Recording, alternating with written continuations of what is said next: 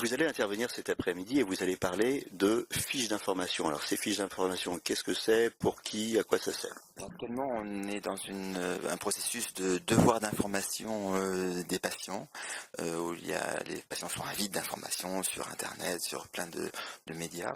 Et il est clair que pour tout ce que l'on fait comme acte technique, à partir du moment où il y a une balance bénéfice-risque à discuter, il faut qu'on informe les patients de cette balance bénéfice-risque.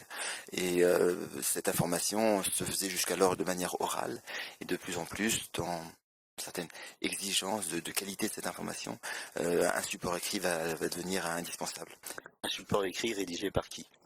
Alors un support écrit par la CIRIS, qui est la section rhumagerie et imagerie et rhumatologie interventionnelle de l'SFR, et qui doit être consensuel, qui ne l'est pas encore tout à fait, avec des fiches qui sont déjà écrites, qui sont en cours de discussion, qui vont être en cours d'évaluation, pour après les mettre à disposition de tous.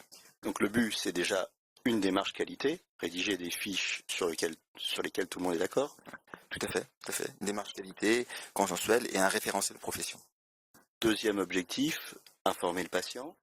Oui, informer le patient pour le rassurer et surtout dans la transparence de l'information qu'on va lui donner par rapport aux bénéfices-risques de ce geste qu'on va lui proposer. Et pour être sûr qu'il ne va pas aller chercher une information un peu fumeuse sur Internet.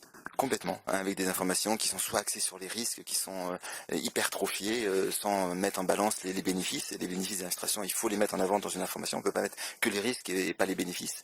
Et donc avec une information aussi plus générale que sont demandeurs les patients, on va faire des informations courtes, des informations plus détaillées en fonction de chaque desiderata de chaque patient.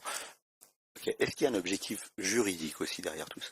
Bien sûr, je donne juste un chiffre, mais c'est pas l'objectif primordial quand même. Mais Je vous ai posé la question à la fin, hein, vous remarquez. il est pas primordial, mais il est sous-jacent quand même parce que quand on regarde actuellement les processus de réparation juridique qu'il y a après des gestes interventionnels qui font matière à procès, on va dire une petite cinquantaine par an en France, qui n'est pas grand-chose hein, par rapport aux 2 millions d'infiltrations qui sont faites. 70% de ces demandes de réparation du préjudice corporel sont liées, en tout cas d'après le juge, à un défaut d'information. Donc c'est montrer à quel point c'est important.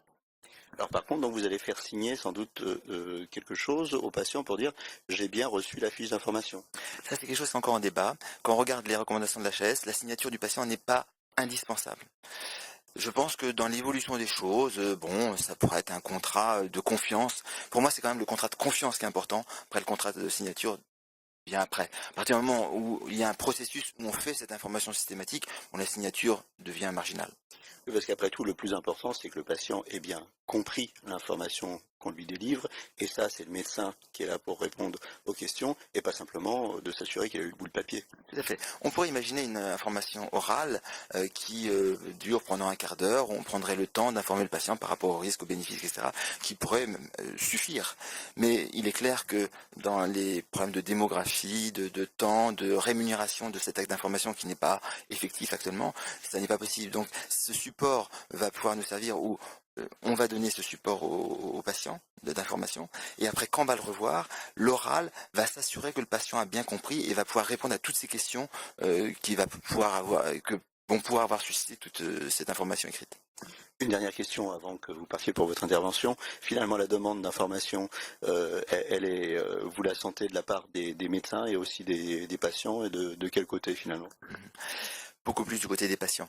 Il est effectif que c'est comme l'éducation thérapeutique, que aussi de la part des médecins, il y a une grosse demande. Mais cette grosse demande est complètement barrée, et surtout dans ces situations de crise, par l'absence d'actes rémunérés et reconnus pour l'information. À partir du moment où il n'y a pas cet acte, ça bloque complètement les choses par rapport aux médecins. Et c'est là où il y a beaucoup de freins d'ailleurs, parce que les médecins ont peur en disant vous allez nous demander quelque chose en plus, d'aller plus loin dans l'information patient.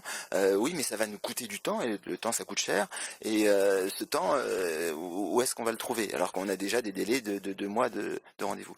Et au niveau des patients, on le voit aussi de manière importante. Les patients, maintenant, on passe beaucoup plus de temps qu'avant pour l'information, et on est dans un monde où l'information, c'est Internet, elle court partout, et il y a une demande beaucoup plus forte de transparence par rapport aux actes que l'on pratique à nos patients, bien sûr. Je vous remercie et bonne intervention.